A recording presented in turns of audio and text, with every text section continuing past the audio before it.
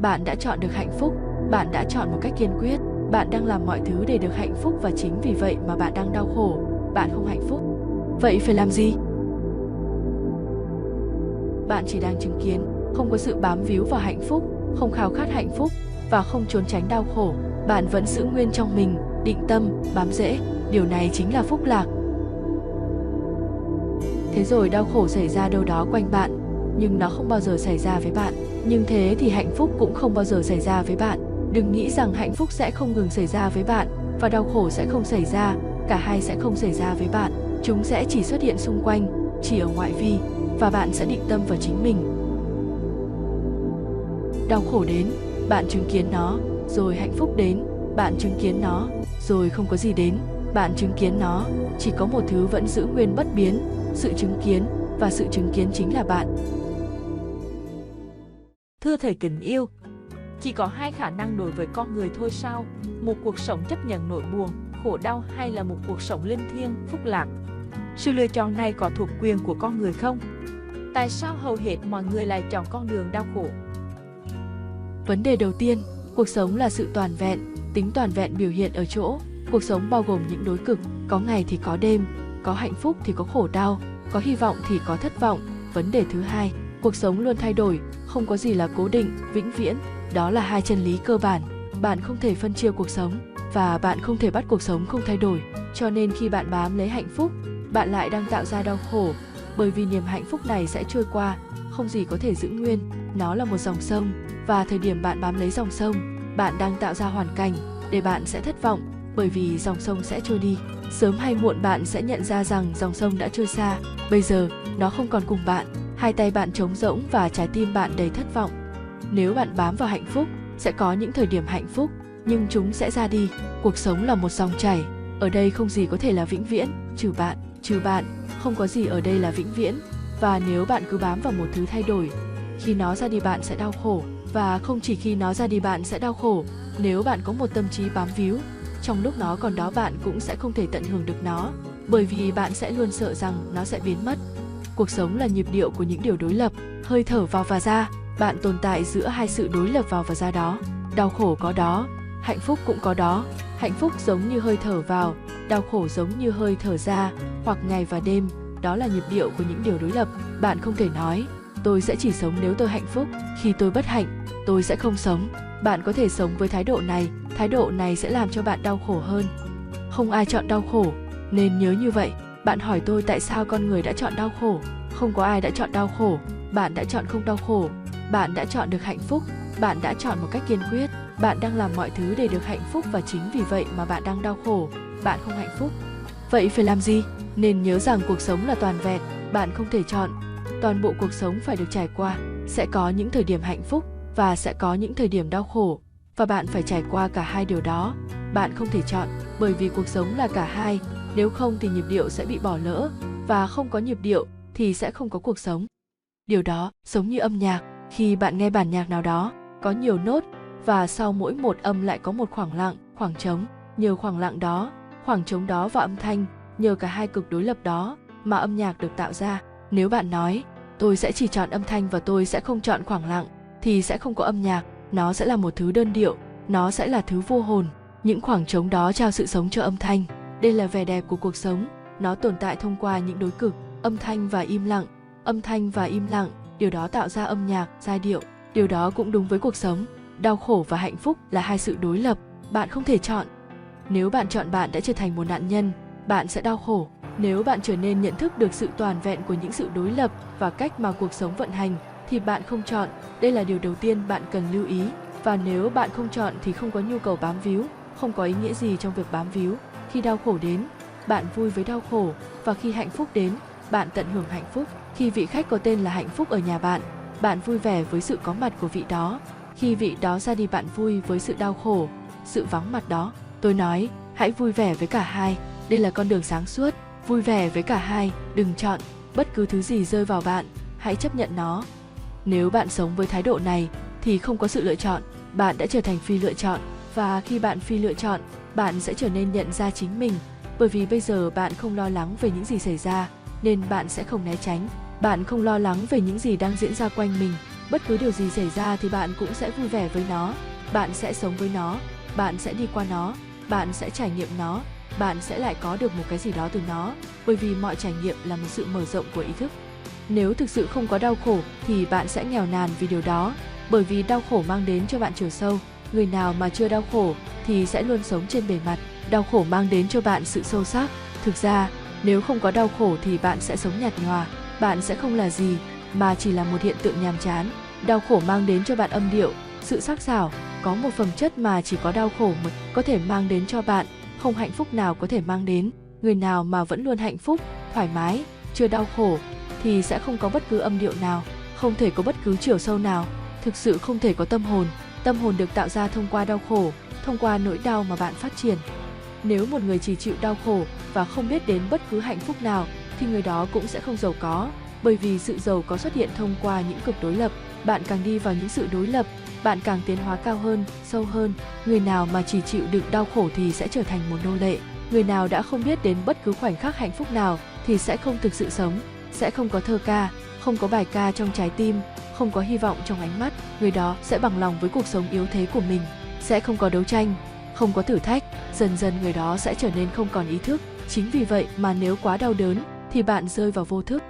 Vậy nên chỉ hạnh phúc thôi cũng sẽ không giúp gì nhiều, bởi vì sẽ không có thử thách. Chỉ toàn là đau khổ thì cũng sẽ không phát triển nhiều, bởi vì sẽ không có gì để tranh đấu, để hy vọng, để ước mơ, sẽ không có khả năng tưởng tượng.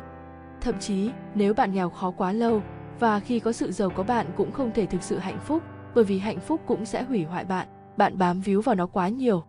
Tôi nhớ, có lần một vị hiệu trưởng nghèo, rất già, nghèo khó, đã nghỉ hưu, đã trúng xổ số. Bà vợ sợ hãi và nghĩ, điều này sẽ là quá nhiều với ông già, $5.000 là quá nhiều đối với ông.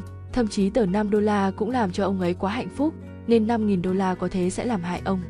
Bà ta chạy tới nhà thờ gần đó để gặp vị tu sĩ và nói với ông điều đã xảy ra. Bà nói, ông già đang ở ngoài, nhưng ông ấy sắp quay trở lại.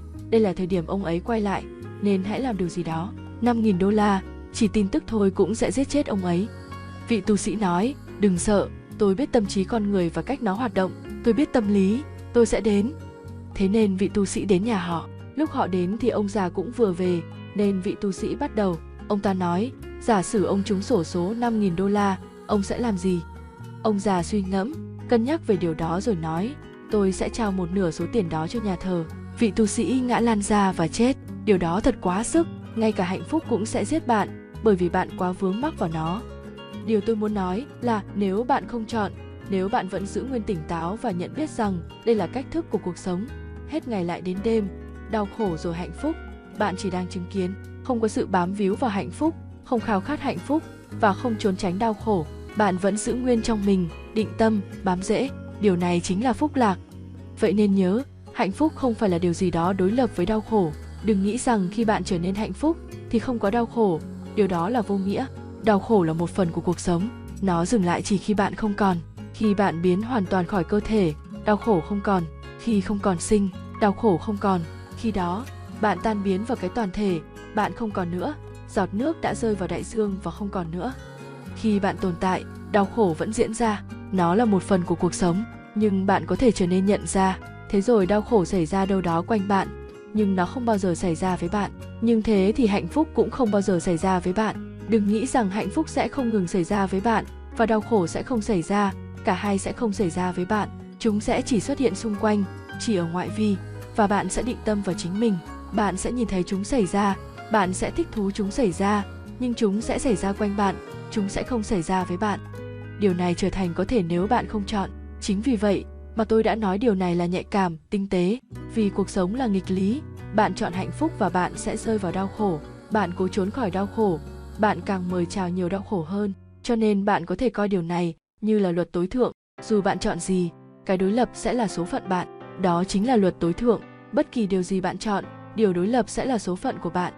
Cho nên dù số phận bạn là gì, nên nhớ, bạn đã chọn nó bởi việc chọn cái đối lập. Nếu bạn đau khổ, bạn đã chọn đau khổ bởi việc chọn hạnh phúc. Không chọn hạnh phúc và đau khổ biến mất, không chọn gì cả. Thế thì không gì có thể xảy ra với bạn, và mọi thứ là một dòng chảy, ngoại trừ bạn.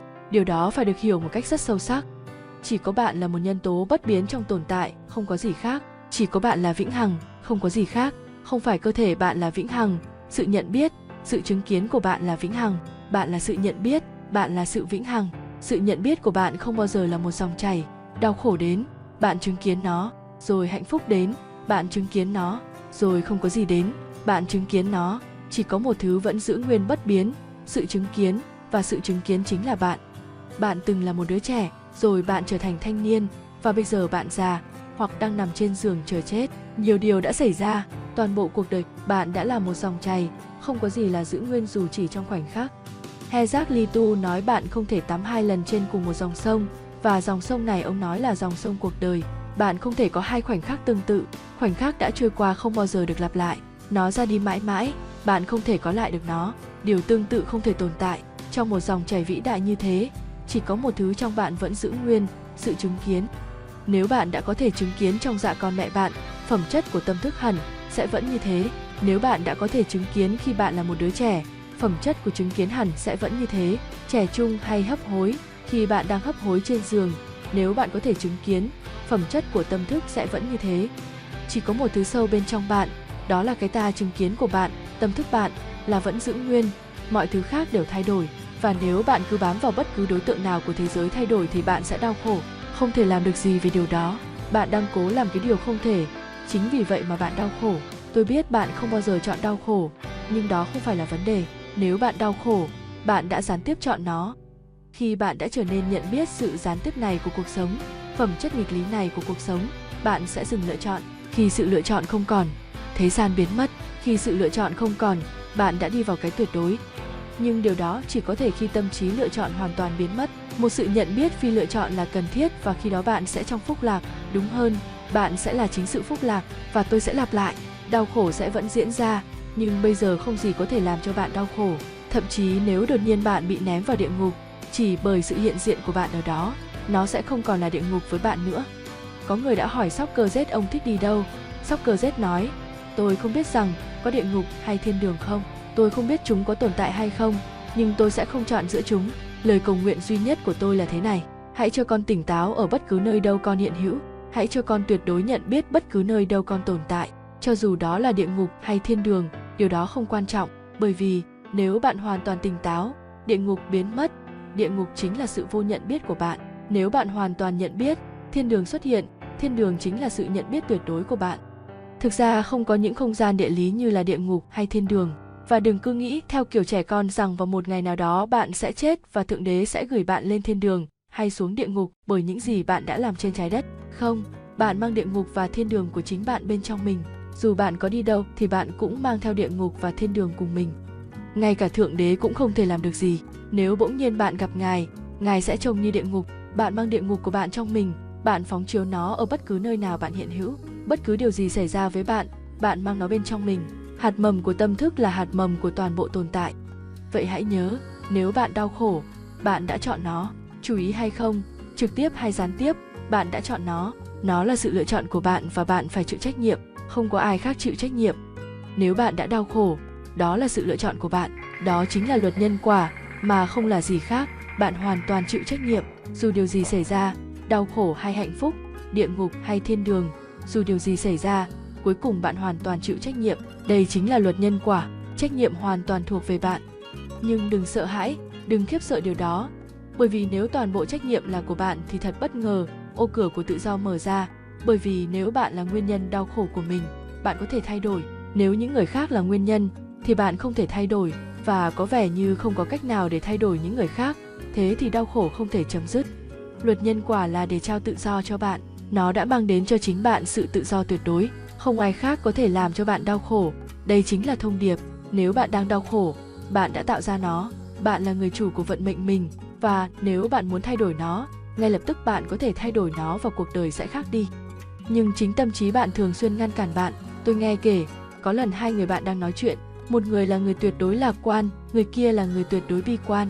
Ngay cả người lạc quan đó cũng không mấy vui về tình hình.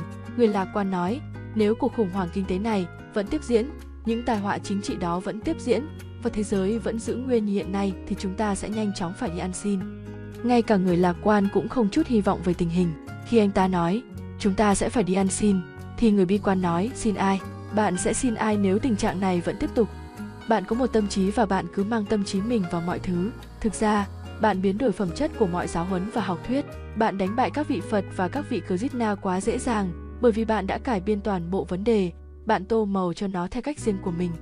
Bạn hoàn toàn chịu trách nhiệm về bất cứ những gì bạn đang là và bất cứ thế giới nào mà bạn đang sống. Đó là sự sáng tạo của bạn. Nếu bạn hiểu điều này một cách sâu sắc, bạn có thể thay đổi mọi thứ. Bạn không phải chịu đau khổ. Đừng chọn, hãy là một nhân chứng, và hạnh phúc sẽ đến với bạn. Hạnh phúc không phải là một trạng thái cố định, đau khổ sẽ vẫn liên tục diễn ra quanh bạn. Cho nên vấn đề không phải là điều gì xảy ra với bạn, vấn đề là bạn sống như thế nào. Toàn bộ ý nghĩa tối hậu xuất phát từ bạn chứ không phải từ sự kiện. Kênh Minh Triết Nguyên Thủy rất mong các bạn để lại những bình luận để chúng tôi và những khán giả khác có thêm những góc nhìn mới, giúp chúng ta có cơ hội tương tác kết nối và thấu hiểu nhau nhiều hơn. Cảm ơn bạn đã xem hết video. Nếu thấy thú vị mong các bạn like, chia sẻ và đăng ký kênh để đón xem những video mới hấp dẫn. Xin chào và hẹn gặp lại các bạn.